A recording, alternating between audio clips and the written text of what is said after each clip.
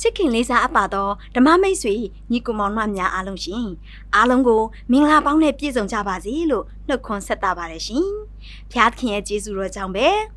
သင်နာဂတ်တွေတည်င်းကောင်းတရားဒေသနာဟောကြားခြင်းအစီအစဉ်ဟာဒီကနေ့9ရက်နေ့ညကနေစတင်ပြီးကျမတို့ဒီနိုဝင်ဘာ29ရက်နေ့အထိညစဉ်ညတိုင်းဆက်လက်တင်ဆက်ပေးသွားမှာဖြစ်ပါတယ်ရှင်ချစ်တဲ့မိတ်ဆွေများညစဉ်ညတိုင်းဝင်ရောက်ခွန်အားရယူဖို့ရန်အတွက်အားလုံးကိုလေးစားစွာဖိတ်ခေါ်ပါတယ်ရှင်ကျမတို့ရဲ့ဒီသင်အနာဂတ်အတွက်သတင်းကောင်းတရားဒေသနာဟောကြားခြင်းအစီအစဉ်ကိုတော့ညစဉ်ညတိုင်းသိက္ခာတော်ရဓမ္မဆရာကြီးဦးဆိုင်သာတွေကနေဟောကြားဝင်ငါပေးမှာဖြစ်ပါတယ်ဒါကြောင့်ချစ်တဲ့မိတ်ဆွေတို့အနေနဲ့မိမိရဲ့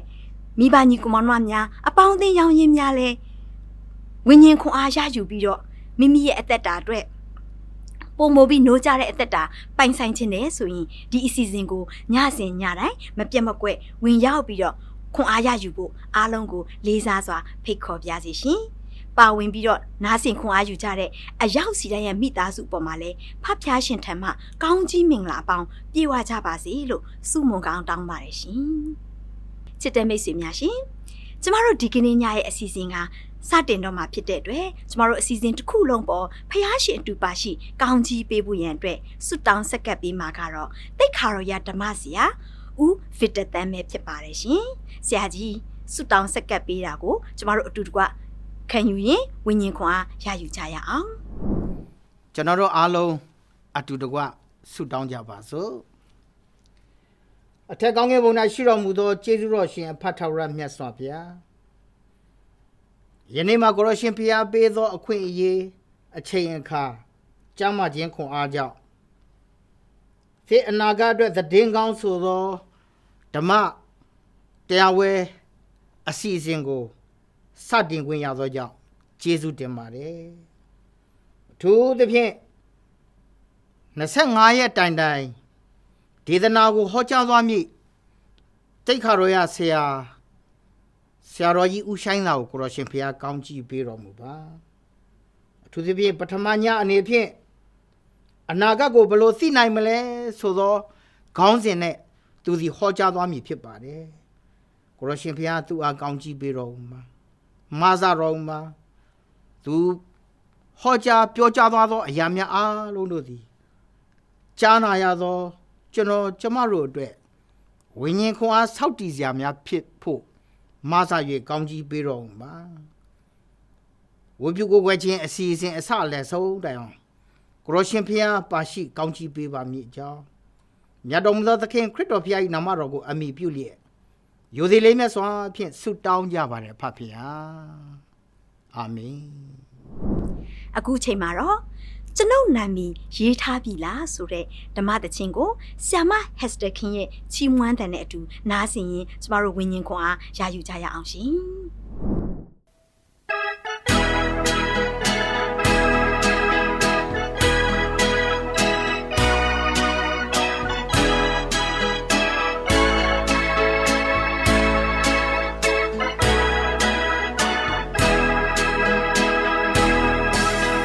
情我无门上寻为门当家吧刚给我恩义下你都切切都为你爱我脑袋撒上来只能一那米呗你们他也喜比啦耶稣心表家吧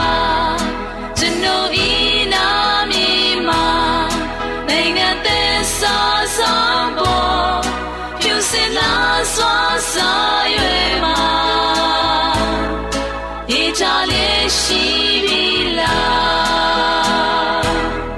真都阿爹呀老爸，变来的龙斑马，多多古老对老的，真都做到背的，古老心也背的那个地罗啦。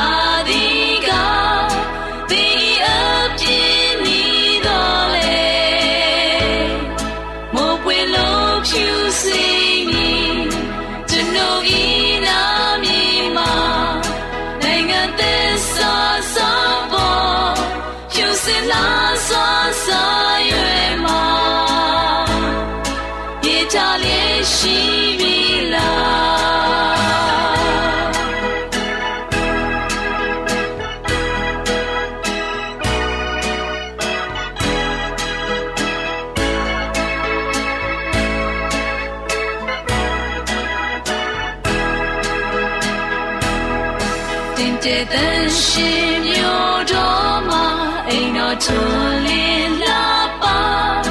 သရှင်မုန်းကြည်တော်သူများဝလုံးဖြူစေဝကြထိုတင်တဲ့တော်အယမအန်တရေမရှိပါကောင်းကင်သားများဆောင်နေရနာမည်ရေးထားပြီလားကျွန်တော်ဤနာမည်မှာနိုင်ငံသက်စာဆောင်ပေါ်ဖြူစင်လာစွာစာရွယ်မှာဤထားလေးရှိပြီလား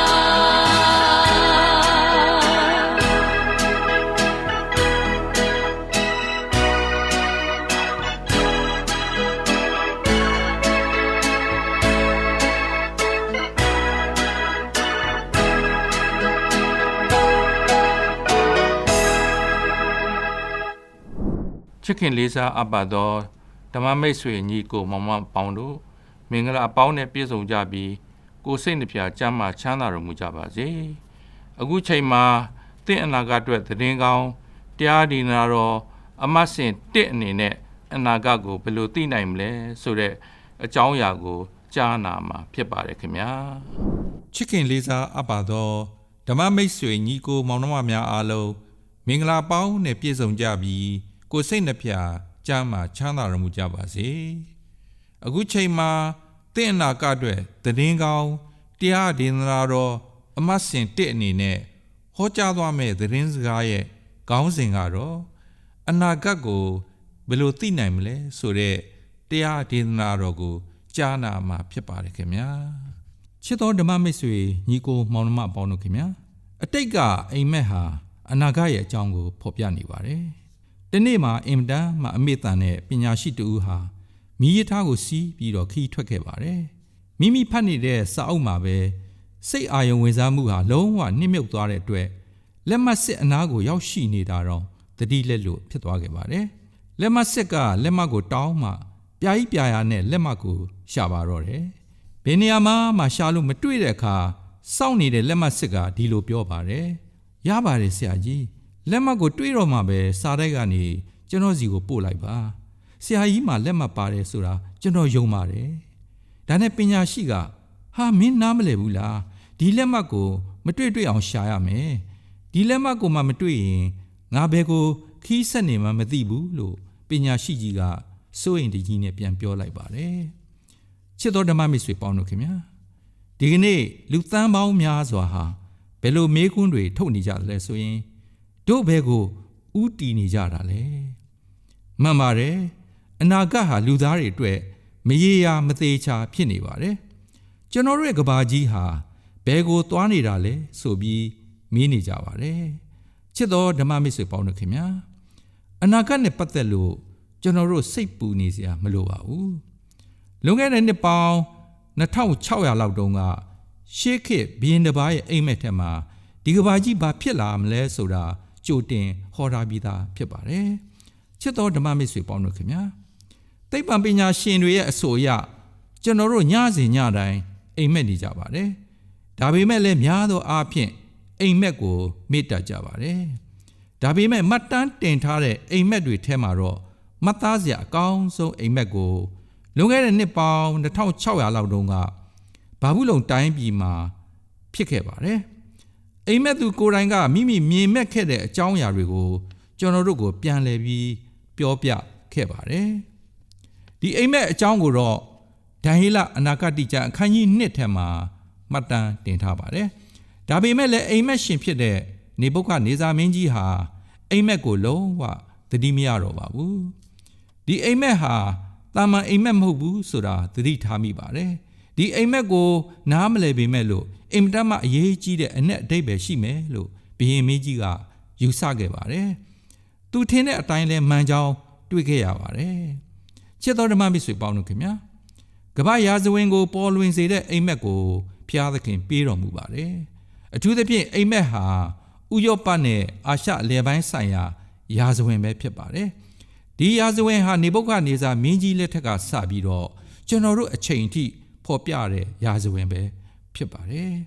ဒါကြောင့် ကျွန်တော်တို့အတွက်အနာဂတ်ကိုဖော်ပြထားတဲ့ထာဝရဘုရားကိုကျေးဇူးတင်ကြပါကမ္ဘာသမိုင်းကိုပြန်ကြည့်မယ်ဆိုရင်ဘာဘူးလုံနိုင်ငံဟာကမ္ဘာမှာအကြီးကျယ်ဆုံးအချမ်းသာဆုံးဩဇာအာဏာအရှိဆုံးနဲ့ယဉ်ကျေးတဲ့နိုင်ငံတစ်နိုင်ငံပဲဖြစ်ခဲ့ပါတယ်ဒီနိုင်ငံကိုအုပ်စိုးခဲ့တဲ့ရှင်ဘုရင်ကြီးဟာလည်းအင်တာမတကိုးကြီးပြီးတော့အင်အားကိုသုံးခဲ့ပါတယ်ရန်သူဟူသမျှကိုခြေမုံတုတ်တင်ခဲ့ပြီးဘာဘူးလုံပြည်ကိုတကိုးအကြီးဆုံးနိုင်ငံအဖြစ်ကိုရောက်အောင်ပို့ဆောင်ခဲ့ပါတယ်ချစ်တော်ဓမ္မမိတ်ဆွေပေါင်းတို့ခင်ဗျာနေဗုခဒ်နေဇာမင်းကြီးနန်းဆန်နှစ်မှာမိမိရဲ့နိုင်ငံဘလောက်တည်တံ့ခိုင်မြဲမလဲဆိုတဲ့အတွေးနဲ့ဆက်တော်ခေါ်ခဲ့ပါတယ်အခြားရှင်ဘုရင်များလိုပဲသူလည်းပဲအနာဂတ်ကိုသိလို့တဲ့ဘုရင်မင်းတစ်ပါးဖြစ်ခဲ့ပါတယ်အရိညမှာဖျားသခင်ဟာကောင်းငင်ကကြည်ပြီးအာနာရှင်ဘုရင်မင်းမြတ်ကြီးဖြစ်တဲ့နေဗုခဒ်နေဇာမင်းကိုတွေ့ရှိပြီးသူ့အားဖြင့်အနာဂတ်ကိုဖော်ပြဖို့ဖျားသခင်မင်းကြီးကိုအသုံးပြုခဲ့ပါတယ်ဘုရင်မင်းမြတ်ကြီးဆက်တော်ခေါ်ရာကနေနိုးလာတဲ့အခါမှာတော့သူ့အတွက်စိတ်အနှောက်အယှက်ဖြစ်ခဲ့ရပါတယ်ဘာကြောင့်လဲဆိုတော့အင်တန်မှအရေးကြီးတဲ့အိမ်မက်ကိုမြင်မဲ့ခဲ့ပေမဲ့ဒီအိမ်မက်ကိုတော့လုံးလုံးကြီးမေ့သွားခဲ့လို့ပဲဖြစ်ပါတယ်ချစ်တော်ဓမ္မမိတ်ဆွေပေါင်းတို့ခင်ဗျာဘာဘူးလုံပြည်မှာရှိတဲ့သူတွေဟာအိမ်မက်ကိုအရေးတကြီးထားကြပါတယ်ဒါကြောင့်လည်းပဲဘုရင်မင်းကြီးအနေနဲ့အိမ်မက်ကိုရောအိမ်မက်ရဲ့အဓိပ္ပာယ်ကိုရောသိချင်နေပါတယ်ဘာဘူးလုံနိုင်ငံမှာတော့ဘေးရင်တက်တဲ့မာကုဆရာတွေခါလဒဲဆရာတွေအနာဂတ်ဆရာတွေအများကြီးရှိပါတယ်ဒါကြောင့်အိမ်မက်အကြောင်းကိုဒီပညာရှိတွေကပြောပြနိုင်မယ်လို့ဘုရင်မင်းမြတ်ယုံကြည်ပါတယ်ဒါကြောင့်မနေ့စောအချိန်မှာပဲပညာရှိတွေကိုနန်းတော်ကိုဆင့်ဆိုခဲ့ပါတယ်ပညာရှိတွေဟာမင်းကြီးရဲ့ရှေ့တော်ရောက်လာတဲ့အခါမှာတော့မင်းကြီးကိုဘယ်လိုမိန့်တော်မူခဲ့တယ်လဲဆိုရင်ဒံယေလကျမ်းအခန်းကြီးနဲ့အငယ်3ထဲမှာငါသည်အိမ်မက်ကိုမြင်ပြီးထိုအိမ်မက်ကိုမသိနားမလဲသည်ဖြစ်၍စိတ်မအီမသာရှိသည်ဟုမိန့်တော်မူ၏ဆိုပြီးတော့ဖော်ပြထားပါတယ်အမှန်တော့အဲ့ဒီလူတွေဟာဟန်ဆောင်နေတဲ့သူတွေပဲဖြစ်ကြပါတယ်အနာဂတ်ကိုသိသလိုလိုနဲ့ဟောခြင်းပြောခြင်းတဲ့လူတွေပဲဖြစ်ပါတယ်အိမ်မက်ရဲ့အဓိပ္ပာယ်ကိုအမှန်တကယ်သိတာမဟုတ်ပဲနဲ့မှန်းပြီးတော့အဓိပ္ပာယ်ဖော်သူတွေပဲဖြစ်ကြပါတယ်ဒါကြောင့်အနည်းငယ်အချိန်ဆွဲနေပြီးတော့သူတို့ဘယ်လိုပြောတယ်လဲဆိုရင်ဒံယေလကျမ်းအခန်းကြီး1ငယ်4ထဲမှာအရှင်မင်းကြီးအသက်တော်အစဉ်မြဲရှေးပါစေကျွန်ုပ်တို့အားအိမ်မက်ကိုမိန့်တော်မူပါဆိုပြီးတော့ပြောလိုက်ပါတယ်ပညာရှိတွေအချိန်ဆွဲနေတာကိုစိတ်မရှိတော့တဲ့အခါမှာရှင်ဘုရင်ကြီးကဘယ်လိုမိန့်တော်မူတယ်လဲဆိုရင်ဒံယေလကျမ်းအခန်းကြီး1ငယ်5နဲ့6မှာရှင်ဘုရင်ကလည်းငါအမိန့်တော်ရှိပြီထိုအိမ်မက်နဲ့အနက်ကိုသင်တို့မဖော်မပြလင်သင်တို့ကိုအပိုင်းပိုင်းဆင်းမည်သင်တို့အိမ်များကိုလည်းနောက်ချေးပုံဖြစ်စေမည်အိမ်မက်နှင့်အနက်ကိုဖော်ပြလင်ဆုလတပကာဂုံဒီများကိုငါပေးမည်တို့ဖြစ်၍အိမ်မက်နှင့်အနက်ကိုငါအားဖော်ပြကြဟုခါလဒဲပညာရှိတို့ကိုမိန့်တော်မူ၏ဆိုပြီးပြောလိုက်ပါတယ်နေဗုခဒ်နေဇာမင်းကြီးဟာကြောက်မဲ့ဖွယ်ကောင်းတဲ့အိမ်မက်ကိုမြင်မဲ့ပြီးတုန်လှုပ်ခြောက်ခြားနေပါတယ်ပညာရှိတွေဟာလည်းဘုရင်ကြီးကိုအိမ်မက်ကိုပဲပြောဖို့တောင်းဆိုကြပါတယ်ဒီအခါမှာတော့ဒီလူတွေလောက်ရဟာမမှန်ကြောင်းဘုရင်မင်းမြတ်သိသွားပြီးနောက်ဆုံးသူတို့ကိုချိန်ချောက်တဲ့အခါသူတို့မာယွင်းကြောင်းဝန်ခံကြပါတယ်ဒံယေလကျမ်းအခန်းကြီးနဲ့အငယ်30နဲ့17မှာဘယ်လိုဖော်ပြထားတယ်လဲဆိုရင်ခါလဒဲဆရာတို့ကလည်းအရှင်မင်းကြီး၏အမှုအရာကိုဖြေနိုင်မိသူမြေကြီးပေါ်မှာတယောက်မျှမရှိပါအဘယ်မည်သောရှင်ဘုရင်သည်ဘုံတကိုကြီးတော်လဲမာကုပညာရှင်ဘေဒင်တခါလဒဲဆရာတို့အားဤသို့မေးလေမရှိပါ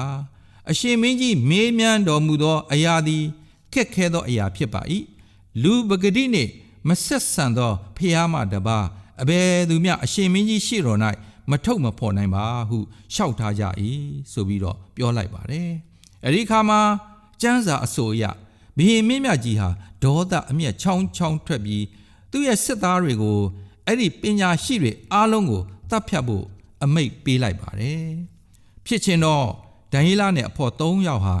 အသက်ငယ်ပေမဲ့ပညာရှိကြီးလို့သတ်မှတ်ခြင်းခံရတဲ့အထက်မှာပါဝင်နေပါတယ်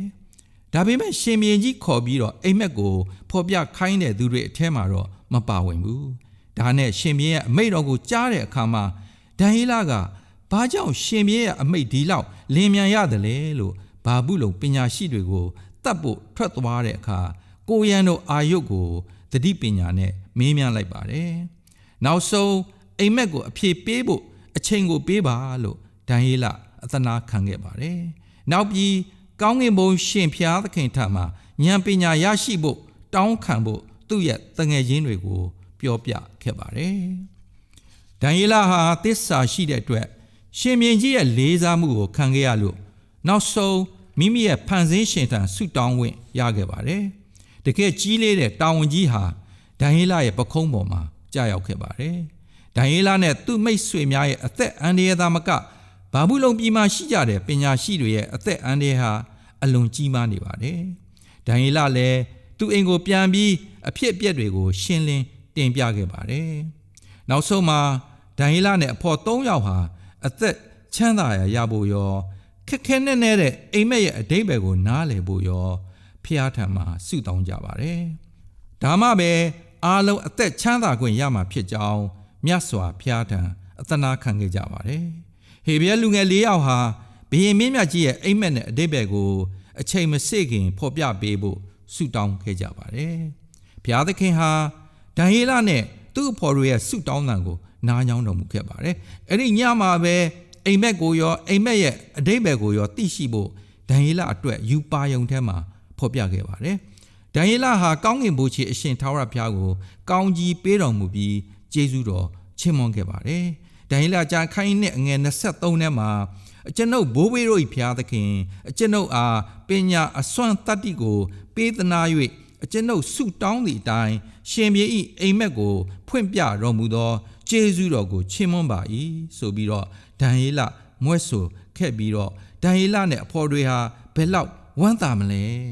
နောက်ဆုံးမှာဒံယေလဟာပညာရှိတွေကိုတတ်ဖို့အမိန့်ချမဲ့အာယုတ်စီကိုပြေးသွားကြတယ်လို့တမန်ကျမ်းစာကဖော်ပြထားပါတယ်ဒံယေလကျမ်းခိုင်းနဲ့အငယ်24ထဲမှာဘာဘူးလုံပညာရှိတို့ကိုဖယ်ရှားစေခြင်းကရှင်ပြန်ခန့်ထားတော်မူသောအာယုတ်ထံသို့သွား၍ဘာဘူးလုံပညာရှိတို့ကိုမလောက်ကြံပါနဲ့အကျွန်ုပ်ကိုအထံတော်သို့ခေါ်သွင်းပါအကျွန်ုပ်သည်အိမ်မက်တော်နှင့်အနက်ကိုဖော်ပြ၍ရှောက်ပါမည်ဟုဆို၏ဒါနဲ့ဘုရင်မင်းမြတ်ကြီးကိုဒံယေလရောက်တဲ့အခါမှာဘုရင်မင်းကြီးကငါရဲ့အိမ်မက်ကိုရောအိမ်မက်ရဲ့အဓိပ္ပာယ်ကိုရောဖော်ပြပေးလို့ရပါသလားလို့မေးတဲ့အခါဒံယေလဘယ်လိုပြန်ဖြေခဲ့တယ်လဲဆိုရင်ဒံယေလကျမ်းခိုင်းနဲ့အငယ်29နဲ့28ထဲမှာဒံယေလကအရှင်မင်းကြီးမင်းမြန်းတော်မူသောအရာကိုပညာရှိဘေဒင်အတမာကုဆရာအနာဂတ်ဆရာတို့သည်အရှင်မင်းကြီးအားဖော်ပြခြင်းကမတတ်နိုင်ပါနည်းနည်းသောအရာတို့ကိုဖွင့်ပြ၍နောင်ကာလ၌ဖြစ်လက်တတ်သောအရာတို့ကိုနေဗုခဒ်နေဇာမင်းကြီးအားကြားပြောတော်မူသောဖျားသခင်တဆူသည်ကောင်းကင်ဘုံမှာရှိတော်မူ၏ဆိုပြီးတော့ပြန်ပြောလိုက်ပါတယ်ဒီနေရာမှာဘုရင်မင်းကြီးရဲ့အိမ်မက်နဲ့အဓိပ္ပာယ်ကိုဖော်နိုင်တဲ့အတွက်ဒံယေလဂုဏ်မယူခဲ့ပါဘူးဖျားသားလင်းအနာဂတ်ကိုသိတော်မူတယ်လို့သာအသိအမှတ်ပြုခဲ့ပါတယ်ဒါအပြင်ဒံယေလဟာဟေရှာယအခန်းကြီး46အငယ်9နဲ့10ကိုလေ့လာတဲ့သူဖြစ်ပါလိမ့်မယ်။ဘာကြောင့်လဲဆိုတော့အဲ့ဒီကျမ်းပိုက်ထဲမှာဘယ်လိုပြောထားတယ်လဲဆိုရင်ရှေးကာလ၌ဖြစ်ပူသောအမှုရာတို့ကိုအောက်မေ့ကြလော့။ငါသည်ဖျားသခင်ဖြစ်၏။ငါမှတပါအခြားသောဖျားမရှိ။အဦးမှစ၍အဆုံးတိုင်အောင်၎င်းရှေးကာလမှစ၍မဖြစ်သေးသောအမှုအရာတို့ကို၎င်းဖော်ပြလေဆိုပြီးတော့ဖော်ပြထားပါတယ်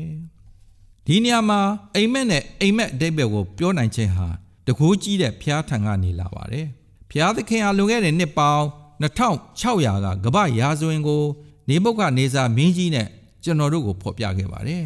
။ပထမတော့ဒံယေလဟာရှင်ဘုရင်ကြီးမြင်မဲ့ခဲ့တဲ့အိမ်မက်ရဲ့ကြောထောက်နောက်ခံကိုပေးခဲ့ပါတယ်။ဒံယေလကျမ်းခန်းကြီးနဲ့အငယ်29ထဲမှာ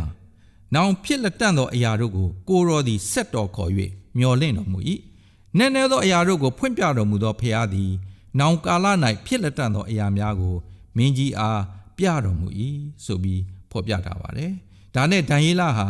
အိမ်မက်ကိုဆက်ပြောပါတယ်။ဒံယေလအခန်းကြီးနဲ့အငယ်31ထဲမှာကိုရောသည်ကြည့်ရှု၍ရုပ်ထုကြီးကိုမြင်တော်မူတဲ့အကြောင်းအရှင်မင်းကြီးဆက်တော်ခေါ်ပြီးမြင်တော်မူတဲ့ယူပါယုံဟာထူးမြတ်တဲ့အယောင်အဝါနဲ့ပြည့်စုံပြီးကြီးမြင့်တဲ့ ရုပ်ထုကြီးဟာကြောက်မဲ့ဖွယ်ကောင်းတဲ့ပုံသဏ္ဍာန်ကိုစောင့်ပြီးတော့ကိုရောရှေ့မှာတည်ရှိနေပါတယ်လို့ပြောပြလိုက်တဲ့အခါရှင်ဘုရင်ကြီးကဟုတ်တယ်ကြောက်စရာကောင်းတဲ့ရုပ်ထုကြီးပဲအင်မတန်မှမြင့်မားလာပါတယ်လို့ဘုရင်မင်းကြီးရဲ့ပြောတံကိုစိတ်ကူးရင်နဲ့ကြားရပါလိမ့်မယ်ဒံယေလဟာရှင်းလင်းအိမ်မက်ကိုဖော်ပြတဲ့အခါနေဗုခဒ်နေဇာမင်းကြီးအနေနဲ့ဒံယေလပြောပြခဲ့တဲ့အိမ်မက်အတိုင်းသူမြင်မဲ့ခဲ့တဲ့အကြောင်းသိရှိခဲ့ရပါတယ်ဒံယေလကြာခိုင်းနဲ့အငယ်30နဲ့33နဲ့မှာဒံယေလဆက်ပြီးတော့သူဤဥကောင်းသည်ရွှေစင်ဖြစ်၏ရင်ဘတ်နှင့်လက်နှစ်ဖက်သည်ငွေဖြစ်၏ဝမ်းပိုင်းနှင့်ပေါင်နှစ်ဖက်သည်ကြေးဝါဖြစ်၏ခြေသလုံးနှစ်ဖက်သည်သံဖြစ်၏ခြေဖွားနှင့်ဖမိုးသည်တန်တပိုင်းသရွတ်တပိုင်းဖြစ်၏ဒံယေလဟာအိမ်မက်ထဲမှာမြင်တဲ့အတိုင်းရုပ်ထုအကြောင်းကိုတိတိကျကျပြောတာကိုနေဗုခဒ်နေဇာမင်းကအံ့ဩစွာနားထောင်နေပါတယ်ဒါနဲ့ဒံယေလကဆက်ပြီးတော့ဒံယေလကျမ်းအခန်းကြီးနဲ့အငယ်34နဲ့35ထဲမှာကိုရောသည်ကြည့်ရှုတော်မူစဉ်လက်ဖြင့်မထုမလုပဲအလိုလိုဖြစ်သောကြောက်တလုံးသည်တန်နှင့်သရွတ်ဖြစ်သောရုပ်ထု၏ခြေကိုထိခိုက်၍ချိုးဖက်သည်ရှိသောတန်သရွတ်ကြေးဝါငွေရွှေတို့သည်ကျိုးပဲ့ကြေမွလျက်ຫນွေကာလ၌ကောက်နယ်တလင်းအမုံကဲ့သို့ဖြစ်သဖြင့်လေတိုက်လွင့်၍သူတို့နေရာမရှိပျောက်လေ၏ဆိုပြီးတော့ပြောပြလိုက်ပါတယ်အဲဒီနောက်မှာကြောက်တုံးကြီးတတုံးဟာအရှိန်ပြင်းစွာနဲ့ရုတ်တရက်ထွက်ပေါ်လာပြီးတော့ရုတ်ထုကြီးရဲ့ခြေထောက်ကိုထိမှန်သွားတာကိုတွေ့တဲ့အခါမှာတော့နေဗုခဒ်နေဇာမင်းကြီးဟာအံ့ဩတွေ့ဝေသွားပါတယ်ပြင်းထန်စွာထိမှန်သွားတဲ့အတွက်ရုတ်ထုကြီးတစ်ခုလုံးအမုံဖြစ်သွားပြီးအဲ့ဒီအမုံတွေဟာလေထဲကိုလွင့်စင်သွားပါတယ်ဒံယေလကျမ်းအခန်းကြီးနဲ့အငယ်35ထဲမှာရုတ်ထုကိုထိခိုက်သောကြောက်မှုကတိုးဝါသဖြင့်တောင်ကြီးဖြစ်၍မြေကြီးတစ်ပြင်လုံးကိုဖုံးလွှမ်းသည်ဟုမြင်မဲ့တော်မူ၏ဆိုပြီးတော့ပြောပြလိုက်ပါတယ်အဲ့ဒီအခါမှာရှင်ဘုရင်ကြီးအနေနဲ့ဒီလိုပြောကောင်းပြောပါလိမ့်မယ်ဟုတ်ပါတယ်ဒံယေလလက်နဲ့မထုမလုပဲအလိုလိုဖြစ်တဲ့ကြောက်တုံးဟာတိုးဝါလာပြီးတော့တောင်ကြီးဖြစ်လာတယ်မြေကြီးတစ်ပြင်လုံးကိုဖုံးလွှမ်းသွားတယ်တကယ်ပါပဲဒံယေလဖော်ပြတဲ့အိမ်မက်ဟာဘုရင်မင်းကြီးမြင်မဲ့ခဲ့တဲ့အိမ်မက်နဲ့ပဂတိတူနေပါတယ်ဒံယေလအနေနဲ့နေဗုခဒ်နေဇာမင်းကြီးကိုယ်တိုင်မြင်မဲ့တဲ့အိမ်မက်ကိုတိတိကျကျအစအဆုံးဖော်ပြတဲ့အခါမှာမင်းကြီးအနေနဲ့ဘယ်လောက်အံ့ဩတွေ့ဝေသွားတယ်လဲဆိုတာကိုစဉ်းစားကြည့်ပါမိတ်ဆွေဘုရင်မင်းကြီးသတိထားမိတာကတော့ဒီအိမ်မက်ဟာဒံယေလကိုဘယ်သူမှမပြောပြနိုင်ဘူးဆိုတာသိချတယ်ဘယ်သူတဦးတယောက်မှအခြားတယောက်ရဲ့အိမ်မက်ကိုမပြောပြနိုင်ခဲ့ပါဘူးဖျားဖော်ပြလို့သာဖြစ်ရမယ်လို့သိရှိခဲ့ပါတယ်ချစ်တော်ဓမ္မမိတ်ဆွေပေါင်းတို့ခင်ဗျာအိမ်မက်ထဲမှာဖော်ပြခဲ့တဲ့နိုင်ငံတွေဟာတနည်းနည်းအားဖြင့်အခုခေတ်မှာရှိတဲ့နိုင်ငံတစ်ခုစီကိုဩဇာညောင်းနေပါတယ်ခရစ်တော်မပေါ်မီနှစ်ပေါင်း600လောက်ကရှိခဲ့တဲ့ဘာဘူးလုံနိုင်ငံကြီးရဲ့အချိန်ကစတဲ့ရာဇဝင်သမိုင်းဟာဘယ်လိုအဆုံးသတ်မလဲဆိုတာကိုစကားအနည်းငယ်အားဖြင့်ဖျားဖော်ပြခဲ့ပါတယ်အဆုံးမှာတော့ဒံယေလဟာအိမ်မက်အကြောင်းကိုကောင်းကောင်းသိရှိခဲ့ပါပြီဒံယေလဟာရှင်ဘုရင်ကြီးရဲ့မျက်နှာကိုစေ့စေ့ကြည့်ပြီးတော့ဒံယေလကျမ်းခိုင်းနဲ့အငယ်38ထဲမှာဘယ်လိုဖော်ပြထားလဲဆိုရင်ကိုရောသည်ရုတ်ထုဤရွှေဥကောင်းဖြစ်တော်မူ၏ဆိုပြီးတော့ပြောလိုက်ပါတယ်ဘာဘူးလုံနိုင်ငံဟာဥကောင်းရွှေအစ်စ်ဒီစကားကိုကြားလိုက်တဲ့အခါမှာဘုရင်မင်းမြတ်အနေနဲ့ဘယ်လောက်စိတ်ကျေနပ်မလဲမှန်ပါတယ်စစ်ရအောင်မြင်မှုနဲ့ပိသုကာပညာအောင်မြင်မှုတွေမှာဘာဘူးလုံနိုင်ငံကိုဘယ်နိုင်ငံကမှမသာခဲ့ပါဘူးဘာဘူးလုံနိုင်ငံကိုရွှေနိုင်ငံနဲ့နိုင်ရှင်ထားခြင်းဟာတင့်လျော်ပါတယ်လို့ရာဇဝင်ဆရာတွေကထောက်ခံထားပါတယ်အဆောက်အဦတွေဆောက်တဲ့နေရာမှာလဲရွှေတွေကိုဖောဖောတီတီသုံးပြီးမွမ်းမံထားတာတွေ့ရှိရပါတယ်ရာဇဝင်ဆရာတို့ကဖယ်လိုဖော်ပြထားတယ်လဲဆိုရင်ဘာဘူးလုံမြို့ဟာအရှိအရက်ကဥယျာဉ်မှာတည်ရှိပြီး၄တောင်ညီပြီးတော့မုတ်ဒါမှမဟုတ်ကျုံးတွေနဲ့ဝိုင်းထားတဲ့အကြောင်းကြေးဝါနဲ့ပြုလုပ်ထားတဲ့တကားတွေလေကတစ်ဥယျာဉ်တွေနဲ့နန်းတော်နှစ်ခုရှိကြောင်းတကဘာလုံးဟာသူမရဲ့ခြေအောက်မှာပြားပြားဝတ်နေပါတယ်ပြိုင်ဘက်မရှိတဲ့ဘုရင်မလို့ဘာဘူးလုံနိုင်ငံကိုခေါ်ဆိုနိုင်ကြောင်းယူရိုက်စမစ်ဆိုသူကလည်းပဲ ဘာဘူးလုံမြို့ဟာရွှေဥကောင်းနဲ့နိုင်ရှင်ထားတဲ့နိုင်ငံကြီးရဲ့မြို့တော်ကြီးဖြစ်တဲ့ကြောင်းပြောခဲ့ပါတယ်။နောက်ပြီးဘာဘူးလုံမြို့မှာရှိတဲ့လေကတစ်ပုံရှိတဲ့ဥယျာဉ်တွေဟာကမ္ဘာအံ့ဩဖွယ်9ခုမှာပါဝင်ကြောင်းတွေ့ရှိရပါတယ်။ချစ်တော်ဓမ္မမိတ်ဆွေပေါင်းတို့ခင်ဗျာတကယ်လို့ဒံယေလဟာပါနတ်တဲ့နိုင်ငံရေးသမားတဦးဖြစ်ပြီးတော့ဘာဘူးလုံမြို့မှာနာမည်ကြီးချင်ရင်အိမ်မက်ရဲ့အတိတ်ပဲကိုဘာဘူးလုံနိုင်ငံကြီးအထိသာပြောပြပြီးရပ်ထားမှာပဲဒါပေမဲ့ဒံယေလဟာကဘာကြီးအတွက်ဖျားပြောချင်တဲ့သတင်းစကားရှိတယ်ဒီသတင်းစကားဟာသူနေတဲ့အချိန်နဲ့သာကိုက်ညီတာမကဘဲနဲ့ကဘာအဆုံးတိုင်ဖြစ်မဲ့ရာဇဝင်နဲ့ကိုက်ညီနေကြောင်းတွေ့ရှိရပါတယ်ဒါကြောင့်ဒံယေလဟာစိတ်နှိပ်ချပြီးရဲရင်စွာနဲ့ဆက်ပြီးရှောက်တင်ခဲ့တယ်ဆိုရင်ကိုရောနောက်၌ကိုရောဤနိုင်ငံလောက်မမြတ်သောနိုင်ငံတစ်ခုသည်တည်ထောင်လိမ့်မည်ဆိုပြီးတော့ဒံယေလကျမ်းအခိုင်နဲ့အငယ်39မှာဖော်ပြထားပါတယ်ဒံယေလစကားကိုဆက်ပြီးတော့ကြားလိုက်တဲ့အခါမှာတော့စိတ်ကျေနပ်စွာပြုံးနေတဲ့ဘုရင်ကြီးဟာမျက်နှာမှာချက်ချင်းဆိုသလိုပြတ်သွားပါတယ်မာနအလွန်ကြီးတဲ့ဘာဘူးလုံဘုရင်ကြီးအနေနဲ့အခြားတနိုင်ငံပေါ်ထွန်းလာမယ်ဆိုတာဘယ်တော့မှမစဉ်းစားထားပါဘူးချစ်တော်ဓမ္မမိတ်ဆွေပေါင်းတို့ခင်ဗျာရှေးဟောင်းသူတေသနပညာရှိတွေတွေ့ရှိတဲ့မီးနဲ့ဖုတ်ထားတဲ့ရွှံ့ပြားလေးပေါ်မှာဘယ်လိုရေးသားထားတယ်လဲဆိုရင်ဣစာဂီလာနဲ့ဘာဘူးလုံခံတတ်တို့အားငါအားဖြစ်မည်ငါအိနိုင်ငံသည်ထာဝရတည်ရမည်ဆိုပြီးတော့ရေးသားထားပါတယ်ဒံယေလကျမ်းခန်းကြီးလေးအငယ်30ထဲမှာကျမ်းစာအရနေဗုခဒ်နေဇာမင်းကြီးဟာကြွားဝါပြီးတော့ဘယ်လိုပြောဆိုလိုက်တယ်လဲဆိုရင်ဤမြို့ကငါနိုင်ငံတည်ရာမြို့ကြီးဆိုပြီးတော့ပြောခဲ့ပါတယ်တစ်ဆက်ထဲမှာပဲငါရွှေဘုံတော်ကိုချီးမြှောက်ရဖို့ငါတကောအာနုဘော်အပြင်ငါတီလို့တော့ဘာဘူးလုံမြို့ကြီးမဟုတ်လောဟုမွဲ့ဆို၏ဆိုပြီးတော့ဖော်ပြထားပါတယ်ဒါပေမဲ့ရွှေနဲ့နိုင်ရှင်ထားတဲ့ဘာဘူးလုံနိုင်ငံကိုလွမ်းမိုးသွားမဲ့နိုင်ငံတနိုင်ငံပေါ်ထွက်လာမယ်လို့မြတ်စွာဘုရားမိန့်တော်မူခဲ့တဲ့အတိုင်းတကယ်ပဲဖြစ်ပျက်ခဲ့တာကိုဒံယေလမြင်တွေ့ခဲ့ပါတယ်နေဗုခဒ်နေဇာမင်းကြီးရဲ့မိုက်မဲလာတဲ့မြေးတော်ဘေလရှာဇာနန်းဆန်ချိန်မှာတော့မိရိလူမျိုးကုရုဆိုတဲ့သူဟာဘာဘူးလုံမြို့ကိုကြာမြင့်စွာဝိုင်းရံထားပြီးတော့ရွှေနိုင်ငံလို့တင်စားခြင်းခံရတဲ့ဘာဘူးလုံနိုင်ငံကြီးဟာအောက်တိုဘာလ23ရက် BC 939ခုနှစ်မှာမရှုမလပျက်စီးခြင်းကိုရောက်ရှိခဲ့ရပါတော့တယ်ချစ်တော်ဓမ္မမိတ်ဆွေပေါင်းတို့ခင်ဗျာဘာဘူးလုံတိုင်းပြည်မပြတ်မီနှစ်ပေါင်း100ကျော်တဲကဒီမြို့ကြီးကိုဘယ်သူဖျက်ဆီးမယ်ဘယ်လိုဖျက်ဆီးမယ်ဆိုတာကြိုတင်ပြီးတော့ဟောကိန်းထုတ်ထားပါတယ်ဟေရှာယအနာဂတိကျမ်းခန်းကြီး45အငယ်1ထဲမှာပြောဖက်ဟေရှာယအားဖြင့်ဖျားရှင်ဟာအခုလိုမိန့်တော်မူခဲ့ပါတယ်အကျဉ်သူ၏လက်ရလက်ကိုငါထောက်ပါ၏ထို့သူဒီဟုသောကုရုမင်းထာဝရဘုရားပေးတော်မူ၍ဘိသိက်ခံသောမင်းအားမိန့်တော်မူသည်ကအကျဉ်သူ၏ရှေ့မှာအပြည်ပြည်တို့ကိုနှိမ့်ချ၍ရှင်မြင်းတို့ကိုတစားချွတ်လက်အတွင်းတကားကိုမပိတ်ရပဲနေရွက်ရှိသောတကားကိုဖွင့်ခြင်းကဆိုပြီးတော့ဖော်ပြထားခဲ့ပါတယ်အဲဒီလိုဖြစ်ပျက်မဲ့အကြောင်းကိုမိဒီလူမျိုးကုရုအားဖြင့်ပြည့်စုံမဲ့အကြောင်းသူမမွေးဖွားမီနှစ်ပေါင်း150ကမြတ်စွာဘုရားဟောကိန်းထုတ်ထားခဲ့ပါတယ်ကုရုမင်းအနေနဲ့ဘာဘူးလုံနိုင်ငံရဲ့မြင့်မားပြီးထူထဲလာတဲ့နိုင်ငံကြီးကိုဖြိုဖျက်လို့မရတဲ့အခါမှာတခြားနီလန်းရှာပါတော့တယ်ဘာဘူးလုံနိုင်ငံကြီးကိုဖျက်သွားတဲ့မြစ်ရေကိုလမ်းကြောင်းလွဲလိုက်တဲ့အခါမှာမြစ်ရေကျသွားတော့စစ်သားတွေဟာမြို့ထဲကိုဝင်လာကြတယ်တစ်ချိန်ထဲမှာပဲကြေးဝါတွေနဲ့ပြုတ်လုထားတဲ့မြို့ထဲမှာရှိတဲ့ဒကာမကြီးတွေဟာအလိုလိုပွင့်နေတာတွေ့ရှိရပါတယ်ဒီချိန်မှာနေဗုခဒ်နေဇာမင်းကြီး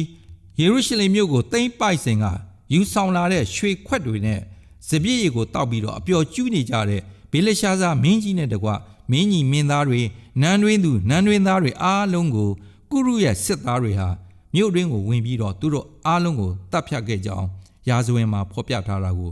တွေ့ရှိရပါတယ်ချစ်တော်ဓမ္မမိတ်ဆွေပေါင်းတို့ခင်ဗျာ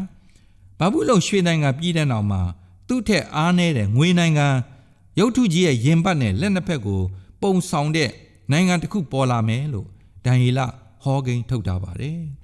ဒံယေလပြောခဲ့တဲ့အတိုင်းမေဒိပေရသိညွန့်ပေါင်းအစိုးရဟာအင်တာမှာတကိုးကြီးတဲ့ဘာဘူးလုံနိုင်ငံနဲ့တော့ နိုင်ရှင်လို့မရပါဘူးဒါပေမဲ့လည်းအာရှအလယ်ပိုင်းကိုအနှစ်200လောက်အုပ်စိုးခဲ့ပါတယ်ငွေနိုင်ငံဖြစ်တဲ့မေဒီပရတိညွန့်ပေါင်းအစိုးရဟာလည်းအကန့်အသတ်ရှိတယ်လို့ဒံယေလဟောခဲ့ပါတယ်ဆက်ပြီးတော့ဒံယေလအခန်းကြီး1အငယ်39ထဲမှာထို့နောက်မြေကြီးတစ်ပြင်လုံးကိုအုပ်စိုးသောကျေးဝါနိုင်ငံဒီဟုသောတတိယနိုင်ငံတည်ထောင်လိုက်မည်လို့ဟောထားပါတယ်ဟောထားတဲ့အတိုင်းပဲဖြစ်လာသလားတကယ်ပဲဖြစ်လာပါတယ်အင်မတန်မှထက်မြက်တဲ့ဗိုလ်ချုပ်ကြီးအလက်ဇန္ဒရာဟာပေရတိဘုရင်ဖြစ်သူတတိယမြောက်ဒါရိမင်းကြီးကို BC 331အာဘဲလာဆိုတဲ့တိုက်ပွဲမှာနိုင်လိုက်တဲ့အခါမှာဒီကြိုတင်ဟောထားတဲ့ကျေးဝါဖြစ်တဲ့ဝမ်းနဲ့ပေါင်နှစ်ဖက်အကြောင်းပြည့်စုံသွားခဲ့ပါတယ်အဲဒီအချိန်မှာပဲတတိယနိုင်ငံဖြစ်တဲ့ဟေလသနိုင်ငံပေါ်ထွက်လာခဲ့ပါတယ်အလက်ဇန္ဒရာဟာအသက်25နှစ်အရွယ်မှာအလွန်ကျယ်ပြန့်လာတဲ့အင်ပါယာကြီးကိုအုပ်စိုးခဲ့ပါတယ်အလက်ဇန္ဒရာကိုမသိသူမရှိဘူးလို့ဟေလသဂရိပညာရှင်အာရီယန်ကပြောခဲ့ပူပါတယ်သူ့ရဲ့မွေးဖွားမှုနဲ့လောက်ရတွေကိုဖျားပြုပြင်တာဖြစ်မယ်လို့အာရီယန်ကဆက်ပြီးတော့ပြောပါသေးတယ် Historical Library အတွဲ26အခန်းကြီး7မှာဖော်ပြထားတာတွေ့ရှိရပါတယ်အဲဒီအချိန်တုန်းက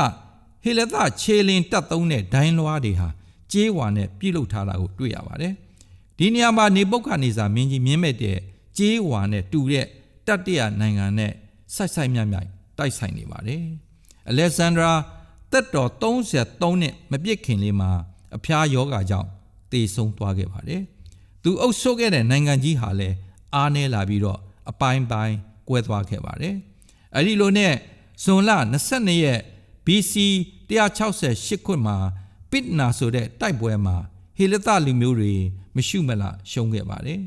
နောက်ဆုံးအလက်ဇန္ဒရာဘုရင်ကြီးနတ်ရွာဆန်ပြီးတဲ့နောက်196နှစ်လောက်မှာအဲ့ဒီအင်ပါယာကြီးပြိုပြက်သွားပါတော့တယ် History of Rome အတွဲ3အခန်း10မှာတွေ့ရှိနိုင်ပါတယ်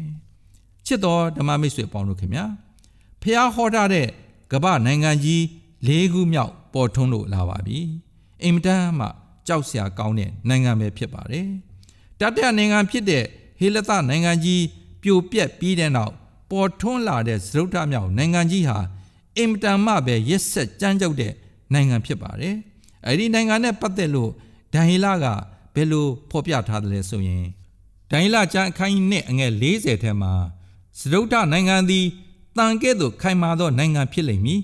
တန်သည်အခြားသောအရာရှိသမျှတို့ကိုချိုးဖက်၍နိုင်တဲ့ကဲ့သို့စတုတ္ထနိုင်ငံသည်ချိုးဖက်နှိပ်စက်ခြင်းကိုပြုလုပ်မည်ဆိုပြီးတော့ပြောထားတဲ့အတိုင်းပဲအဲ့ဒီနိုင်ငံကြီးကိုအုပ်စိုးတဲ့ကဲသာဘုရင်တွေဟာမိမိကိုယ်ကိုဖျားလို့ခေါ်ပြီးတော့တိုင်းသူပြည်သားတွေကိုလည်းဖျားတဆုလို့ကိုးကွယ်ခိုင်းပါတယ်နားမထောင်တဲ့သူတွေကိုလှလီဒုက္ခပေးတယ်အဲ့ဒီလိုယောမအုပ်စိုးတဲ့အချိန်မှာအင်တမအရေးကြီးတဲ့ဖြစ်ရကြီးနှစ်ခုပေါ်ပေါက်လာခဲ့ပါတယ်အဲ့ဒီဖြစ်ရကြီးနှစ်ခုကတော့ခရစ်တော်ဘက်လင်မြို့မှာမွေးဖွားခဲ့တယ်ယောမဘင်ခံတူဟာနှစ်နှစ်အောက်ယောက်ျားလေးရှိသမျှကိုတတ်စေခဲ့ပါတယ်သူ့ရဲ့ရည်ရွယ်ချက်ကတော့ခရစ်တော်ကိုတတ်ဖို့ဖြစ်ပါတယ်နောက်တစ်ခုကတော့ယူဒပြည်ကိုအုပ်ချုပ်တဲ့ဘင်ခံတူဟာခရစ်တော်ကိုသေဒဏ်ပေးခဲ့ပါတယ်ယောမစစ်သားတွေဟာခရစ်တော်ကိုလက်ဝါးကားထဲမှာတင်ပြီးရက်ဆက်စွာတပ်ဖြတ်ခဲ့ပါတယ်ခရစ်တော်ကိုမြုပ်ထားခဲ့တဲ့ဂူကိုလည်းသူတို့ပဲတစိတ်ခတ်ခဲ့ပါတယ်တစ်ဆက်တည်းမှာပဲအဲ့ဒီချိန်ကစပြီးပြောဖက်အနာဂတ်တိဟာတမျိုးပြောင်းသွားခဲ့ပါတယ်ယောမနိုင်ငံပြည်တဲ့နောက်ဒီကဘာကြီးကိုနိုင်ငံအုပ်စိုးတဲ့စနစ်မရှိတော့ပါဘူးချစ်တော်ဓမ္မမိတ်ဆွေပေါင်းတို့ခင်ဗျာဒံယေလကျမ်းခန်းကြီး1အငယ်41နဲ့43ထဲမှာဒံယေလဘယ်လိုရေးသားထားတယ်လဲဆိုရင်ရုပ်ထုဤခြေနှင့်ခြေချောင်းတို့သည်တရွတ်တပိုင်းတန်တပိုင်းရှိသည်ကိုမြင်တော်မူသည့်အတိုင်းအချင်းချင်းကွဲပြားသောနိုင်ငံဖြစ်လိမ့်မည်တရွတ်နှင့်တန်မရောနှောနိုင်တဲ့ကဲ့သို့နိုင်ငံသားတို့သည်အခြားသောလူမျိုးသားတို့နှင့်ပေါင်းဖော်ကြလိမ့်မည်သူတို့သည်အချင်းချင်းပေါင်းဖော်၍မသိနိုင်ကြဆိုပြီးတော့ဖော်ပြထားပါတယ်တနည်းအားဖြင့်ပြောရရင်ပင်စမနိုင်ငံကြီးတစ်နိုင်ငံပေါ်မှာမဟုတ်ဘဲနဲ့တန်နဲ့တူတဲ့ယောမနိုင်ငံထဲကနိုင်ငံလေးတွေပေါ်ထွက်လာခြင်းပဲဖြစ်ပါတယ်ယောမနိုင်ငံကြီးမှာနိုင်ငံပေါင်းများစွာပေါ်ပေါက်လာမှာဖြစ်ပါတယ် မှန်ပါတယ်ကမ္ဘာရာဇဝင်ကိုပြန်ပြီးတော့ကြည့်ရင်နှစ်ပေါင်း600ကျော်အုပ်စိုးခဲ့တဲ့ယောမတန်နိုင်ငံကြီးဟာအခုတော့အကွဲအကွဲအပြားပြားဖြစ်ကုန်ပါပြီစီးစိမ်ရစ်မှုချင်းနိုင်ငံရေးကမောက်ကမဖြစ်ခြင်းစိတ်ဓာတ်ပြက်ပြားမှုတွေကြောင့်ယောမနိုင်ငံဟာအင်အားလျော့ပြီးတော့မငြိမ်မသက်ဖြစ်လာခဲ့ပါတယ်လူရိုင်းတွေဟာ AD 351ကနေ486အတွင်းယောမနိုင်ငံထဲမှာချင်းနှင်းဝင်ရောက်လာတဲ့အခါမှာယောမနိုင်ငံကြီးဟာလူရိုင်းတွေရဲ့သားကောင်တွေဖြစ်ခဲ့ရပါတော့တယ်ဧကရာဇ်ဘုရင်ဩဂတ်စတင်နန်းကျပြီးတဲ့နောက်ယောမနိုင်ငံဟာအစိတ်စိတ်အမွာမွာကွဲသွားခဲ့ပါတယ်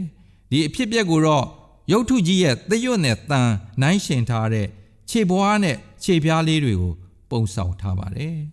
ဒံယေလကြာခိုင်နဲ့အငယ်43ထဲမှာဖုတ်သောသရွတ်နှင့်တန်ရောနှောသည်ကိုမြင်တော်မူသည်နှင့်လျော်စွာနိုင်ငံသားတို့သည်အခြားသောလူမျိုးသားတို့နှင့်ပေါင်းဖော်ကြလိမ့်မည်ဆိုပြီးတော့ဖော်ပြထားပါတယ်တစ်ဆက်တည်းမှာပဲ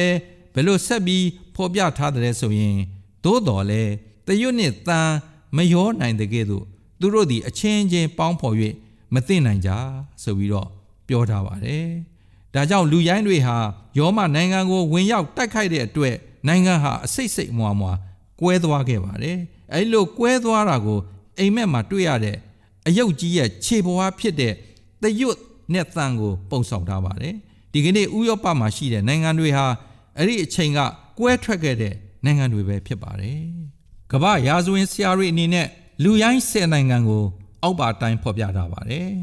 အဲ့ဒီနိုင်ငံတွေကတော့အလူမနီဂျာမန်ဘာဂေရီယန်ဆွီစ်ဖရန့်ဖရန့်လောမ်ဘတ်အီတာလီယန်ဆက်ဆန်အင်္ဂလိပ်ဆူဗီပေါ်တူဂီဗီဇီဂုတ်စပန်နစ်ပြီးတော့ဟာရူလီအစထရိုဂုတ်နဲ့ဗန်ဒေါစ်တို့ဖြစ်ပါတယ်အဲ့ဒီ10နိုင်ငံထဲမှာတော့ဟာရူလီအစထရိုဂုတ်နဲ့ဗန်ဒေါစ်တို့ကတော့လူမျိုးစုလောက်ပျောက်သွားခဲ့တာတွေ့ရှိရပါတယ်အဲ့ဒီနိုင်ငံတွေဟာစီယုံမှုရယူပြီးတော့ကမ္ဘာကြီးကိုအုပ်စိုးတဲ့နိုင်ငံတစ်နိုင်ငံအနေနဲ့ဘယ်တော့မှမဖြစ်လာနိုင်ဘူးလို့မြတ်စွာဘုရားဟောထားခဲ့ပါတယ်ဥရောပတိုက်ဟာအကွဲအပြားပြားရှိနေမယ်ဘယ်တော့မှစုစည်းလို့ရမှာမဟုတ်ဘူးဘုံဈေးကွက်နဲ့ဘုံငွေရှိပေမဲ့လည်းစီလုံးချင်းတော့ဘယ်တော့မှမရှိနိုင်ဘူးဒါကြောင့်ကျမ်းစာထဲမှာနိုင်ငံသားတို့သည်အခြားသောလူမျိုးသားတို့နှင့်ပေါင်းဖော်ကြလိမ့်မည်သူတို့သည်အချင်းချင်းပေါင်းဖော်၍မသိနိုင်ကြလို့ဖျားဟောတော်မူခဲ့ပါတယ်ဒီနည်းအားဖြင့်ပြောရမယ်ဆိုရင်မင်းကြီးမင်းသားတွေဟာအချင်းချင်းထိမ်းများဆုံဖက်ကြလိမ့်မယ်လို့အဓိပ္ပာယ်ရှိပါတယ်ဒါကြောင့်မင်းကြီးမင်းသားတွေအချင်းချင်းထိမ်းများဆုံဖက်တာနဲ့ပတ်သက်ပြီးတော့ဒိန်းမတ်ပြည်မှာရှိတဲ့နန်းတော်တစ်ခုမှာဥရောပတိုက်မှာရှိတဲ့မင်းကြီးမင်းသားတွေရဲ့မိသားစုများရဲ့ဓာတ်ပုံတစ်ပုံရှိပါတယ်ဒီမိသားစုတွေဟာအားလုံးဆွေမျိုးဆက်ဆက်နေတာတွေ့ရပါတယ်အချင်းချင်းဆုံဖက်ခြင်းအပြင်စစ်ဘေးစစ်ရန်ကနေကာကွယ်မယ်လို့မျှော်လင့်ကြပါတယ်ဒါပေမဲ့လည်းစစ်ဘေးစစ်ရန်ကနေကာကွယ်လို့မရခဲ့ပါဘူးသူတို့တွေဟာမတည့်ကြပါဘူးဖြစ်ခဲ့တဲ့စစ်ပွဲတွေဟာမိသားစုစစ်ပွဲတွေပဲဖြစ်ပါတယ်သူတို့ဟာပေါင်းဆက်လို့မရဘူးလို့ဖျားဟာဟောထားခဲ့ပါတယ်ဒါပြင်အင်ပါယာကြီးကိုဘိုးနေမြဲကြားနေမြဲအဖြစ်ကိုရောက်အောင်စူးစမ်းခဲ့ပါသေးတယ်ဒါပေမဲ့အဲ့ဒီစီယုံမှုဟာကြာမခံပါဘူးတရွတ်နဲ့တန်ပေါင်းဆက်လို့မရတယ်လို့အဲ့ဒီနိုင်ငံတွေဟာပေါင်းဆက်လို့မရခဲ့ကြပါဘူးအထူးသဖြင့်ဥရောပတိုက်စီယုံမှုရအောင်အကြိမ်ပေါင်းများစွာစူးစမ်းခဲ့တာကိုပဲကြည့်ပါအပိုင်းပိုင်းကွဲနေတဲ့ဥရောပတိုက်ကိုစီယုံမှုစူးစမ်းခဲ့တဲ့ခေါင်းဆောင်တွေဟာဘယ်သူတွေဖြစ်ကြပါသလဲရာဇဝင်ကိုပြန်ကြည့်ရင်ချာလမိန်စူးစမ်းခဲ့ပါတယ်ဒါပေမဲ့အရှုံးပေးရပါတယ်ချားစ် the 5th စူးစမ်းခဲ့ပါတယ်အရှုံးပေးရပါတယ်လူးဝစ်စူးစမ်းခဲ့ပါတယ်အရှုံးပေးခဲ့ရပါတယ်နပိုလီယန်စူးစမ်းခဲ့တယ်အရှုံးပေးရပါတယ်ကိုင်ဆာဝီလျံစူးစမ်းခဲ့ပါတယ်အရှုံးပေးခဲ့ရပါတယ်ဟစ်တလာသူလည်းစူးစမ်းခဲ့ပါတယ်အရှုံးပေးခဲ့ရပါတယ်အင်တန်မှပဲခွန်အားကြီးတဲ့ပြင်သစ်စစ်သည်တော်ကြီးဖြစ်တဲ့နပိုလီယန်ကတော့အယ်ဘာဆိုတဲ့ကျွန်းလေးတစ်ကျွန်းမှာပို့ချင်းခံရတဲ့အချိန်တုန်းကဖျားဟာကြီးမြတ်တော်မူတယ်ဆိုပြီးတော့ဝန်ခံခဲ့ပါတယ်အဲ့ဒီလူတွေဟာဖျားကိုအန်တုလို့မရပါဘူးဖျားသခင်ဟာကြီးမြတ်တော်မူပါတယ်သူတို့တွေပေါင်းဆက်လို့မရဘူးလို့ဖျားဟောခဲ့တဲ့အတိုင်းပဲဥရောပတိုက်မှာရှိကြတဲ့နိုင်ငံတွေကို ပေါင်းစည်းဖို့စီယုံခဲ့ကြပါတယ်ဒါပေမဲ့လည်းအဲ့ဒီနိုင်ငံတွေဟာဘယ်လို့မှပေါင်းစပ်လို့မရခဲ့ပါဘူးဒါဖျားဟောထားတဲ့အတိုင်းဖြစ်ပါတယ်ချစ်တော်ဓမ္မမိတ်ဆွေပေါင်းတို့ခင်ဗျာဒီပြောဖက်အနာဂတ်ဟာနေဘုရားနေဇာမင်းကြီးအတွက်စိတ်ရှုပ်ထွေးစရာဖြစ်ပါလိမ့်မယ်နိုင်ငံကြီး၄နိုင်ငံဟာဆုံးခန်းရောက်မယ်လို့ကြိုတင်ဟောထားပါတယ်ယောမနိုင်ငံကြီးကြဆုံးပြီးတဲ့နောက်တခြားနိုင်ငံငယ်တွေနေရာယူမယ်လို့ဟောကိန်းထုတ်ထားပါတယ်ဒီကနေ့ဥရောပအနောက်ပိုင်းမှာနိုင်ငံ9ခုရှိပါတယ်အဲ့ဒီနိုင်ငံတွေဟာအားကြီးသူကကြီးပြီးတော့အားနည်းသူကအားနည်းပြီးအကွဲကွဲအပြားပြားဖြစ်နေပါတယ်ချစ်တော်ဓမ္မမိတ်ဆွေပေါင်းတို့ခင်ဗျာဘုရင်မင်းကြီးအိမ်မက်တဲ့တတ္ထုရုပ်ထုကြီးရဲ့အဓိပ္ပာယ်ပြန်ရမှာအဆုံးခန်းကိုရောက်ရှိခဲ့ပါပြီဒံယေလဟာပျော်ရွှင်ပြီးယုံကြည်အားကိုးစိတ်အပြည့်အဝနဲ့ဘယ်လိုဆက်ပြီးအဓိပ္ပာယ်ဖော်ပြခဲ့တယ်လဲဆိုရင်ဒံယေလကျမ်းအခန်းကြီး1အငယ်44နဲ့45ထဲမှာပျက်စီးခြင်းသို့မရောက်နိုင်သောနိုင်ငံတစ်ခုကိုထိုမင်းကြီးများလက်ထက်၌ကောင်းကင်ဘုရှင်ဖျားသခင်သည်တည်ထောင်စေတော်မူမည်ဆက်လက်ပြီးတော့ဘယ်လိုပြောထားသေးလဲဆိုရင်ထိုနိုင်ငံသည်အခြားသောလူမျိုးလက်သို့မရောက်ရဘဲအထက်ဆိုခဲ့ပြီးသောနိုင်ငံရှိသမျှတို့ကိုချိုးဖက်ဖျက်ဆီး၍အစဉ်မြဲတည်လိမ့်မည်ဆိုပြီးတော့ဒံယေလအနေနဲ့ပြောခဲ့ပါတယ်တစ်ဆက်တည်းမှာပဲဒံယေလကဒီလိုပြောပါတယ်အိမ်မက်ရဲ့အဓိပ္ပာယ်ကလက်နဲ့မထုမလုပ်ပဲကြောက်တလုံးသည်တောင်ပေါ်ကအလိုလိုပက်ကွာ၍တန်ကြေးဝါတရွတ်ငွေရွှေတို့ကိုချိုးဖက်သည်ထို့သောနောင်၌ဖြစ်လက်တတ်သောအရာကိုကြီးမြတ်တော်မူသောဘုရားသခင်သည်အရှင်မင်းကြီးအားကြားပြောတော်မူ၏အ내သည်လည်းမှန်ပါ၏ဟုဒံယေလသည်အထံတော်၌လျှောက်ထား၏ဆိုပြီးတော့ဖော်ပြထားပါတယ်ချစ်တော်ဓမ္မမိတ်ဆွေပေါင်းတို့ခင်ဗျာလူသားတွေရဲ့ရာဇဝင်သမိုင်းမှာနောင်ဖြစ်မဲ့အရာတစ်ခုကတော့ခရစ်တော်ဒုတိယကြွလာခြင်းပဲဖြစ်ပါတယ်ခရစ်တော်ရဲ့နိုင်ငံတော်တည်ထောင်မှာကိုလက်နဲ့မထုမလုပ်ပဲတောင်ပေါ်ကအလိုလိုပက်ကွာလာပြီးရုပ်ထုကြီးရဲ့ခြေတောက်ကိုထိမှန်သွားတဲ့ကြောက်ခဲနဲ့နိုင်ရှင်ထားပါတယ်မြတ်စွာဘုရားတည်ထောင်မဲ့နိုင်ငံဟာလူသားများရဲ့လက်နဲ့လှုပ်ထားတဲ့နိုင်ငံမဟုတ်ပါဘူးဖခင်ရဲ့လက်တော်နဲ့တည်ထောင်တဲ့နိုင်ငံပဲဖြစ်ပါတယ်အဲ့ဒီနိုင်ငံဟာလည်းမြေတပြင်လုံးကိုလွှမ်းမိုးသွားမှာဖြစ်ပါတယ်အဲ့ဒီချိန်မှာပြောဖက်ဟောတာချက်ပြည့်စုံလာပါလိမ့်မယ်ဗျာဒိတ်ကျမ်းအခန်းကြီး7အငယ်15ထဲမှာလောကီနိုင်ငံသည်ငါ၏အရှင်၏နိုင်ငံဖြစ်လေပြီသူသည်လည်းကမ္ဘာအဆက်ဆက်စိုးစံတော်မူ၏ဆိုပြီးတော့ဖော်ပြထားပါတယ်ဒီဖြစ်လာမဲ့အကြောင်းအရာတွေကိုဒံယေလအနာဂတ်ကျမ်းမှာလည်းဖော်ပြထားပါတယ်ခရစ်တော်ပြန်ကြွလာမဲ့အကြောင်းဒါမှမဟုတ်သခင်ယေရှုရဲ့ဒုတိယကြွလာမယ်ကမ္ဘာမှာရှိတဲ့နိုင်ငံအလုံးဆုံးခန်းကိုရောက်မဲ့အကြောင်းအဲ့ဒီအချိန်မှဖျားရဲ့နိုင်ငံတော်တည်ထောင်မယ်အဲ့ဒီနိုင်ငံဟာထာဝရတည်မြဲတော်မူမယ်ခရစ်တော်ဟာဘုရင်တကာတို့ရဲ့ဘုရင်သခင်တကာတို့ရဲ့သခင်ဖြစ်လာပါလိမ့်မယ်ခရစ်တော်ကြွလာပြီးတော့ထာဝစဉ်စိုးစံပါလိမ့်မယ်ချစ်တော်ဓမ္မမိတ်ဆွေပေါင်းတို့ခင်ဗျာဒံယေလဟာဘုရင်ကြီးရဲ့ထူးဆန်းတဲ့အိမ်မက်ကိုပြောပြပြီးတဲ့နောက်မှာဖျားပေးတဲ့အဓိပ္ပာယ်ကိုဖော်ပြတဲ့အခါနေဗုခဒ်နေဇာမင်းကြီးဟာပလင်ပေါ်ကနေအောက်ကိုဆင်းလာခဲ့ပါတယ်နေဗုခဒ်နေဇာမင်းကြီးဟာနှိမ့်ချခြင်းနဲ့ဒံယေလရှေ့မှာဒူးထောက်ပြီးတော့ဘုန်းတော်ကြီးမားလာတဲ့ဒံယေလရဲ့ဖျားကိုဝတ်ပြုကိုးဝယ်ခဲ့ပါတယ်ဒံယေလကျမ်းခန်းနဲ့အငယ်49ထဲမှာအကယ်စင်စစ်ကိုရောဤဖျားသခင်သည်ဖျားတို့ဤဖျားဘုရင်တို့ဤအရှင်နက်နဲသောအရာတို့ကိုဖွင့်ပြတော်မူသောသခင်ဖြစ်တော်မူ၏ဆိုပြီးတော့နေဗုခဒ်နေဇာမင်းကြီးဟာဒံယေလကိုပြောခဲ့ပါတယ်ချစ်တော်ဓမ္မမိတ်ဆွေပေါင်းတို့ခင်ဗျာခရစ်တော်မပေါ်ထွန်းမီနှစ်ပေါင်း600လောက်က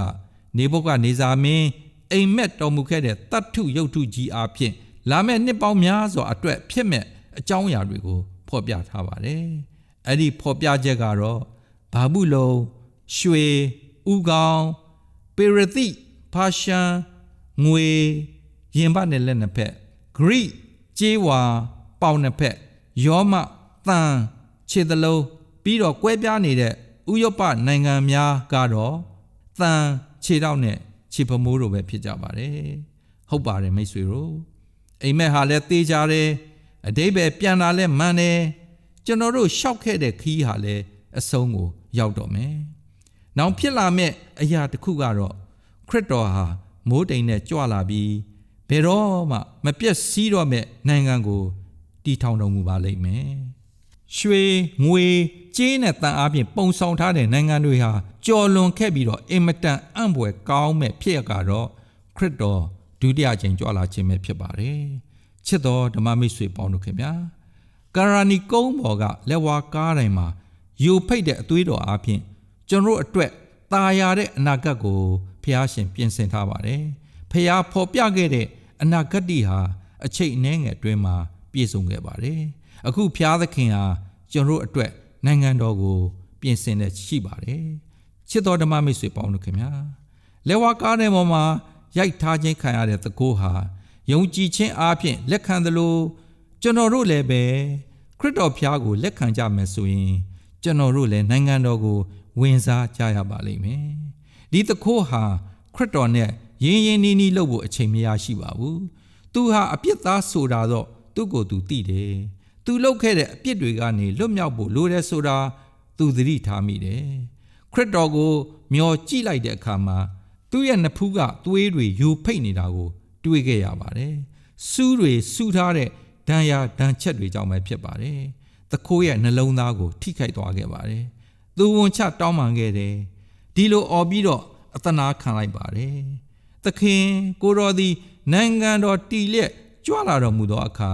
ကျွန်ုပ်ကိုအောက်မေ့တော်မူပါဆိုပြီးတော့ရှင်လုကာခရစ်ဝင်ခန်းကြီး23အငယ်40နှစ်နဲ့43နဲ့မှာဖော်ပြထားပါတယ်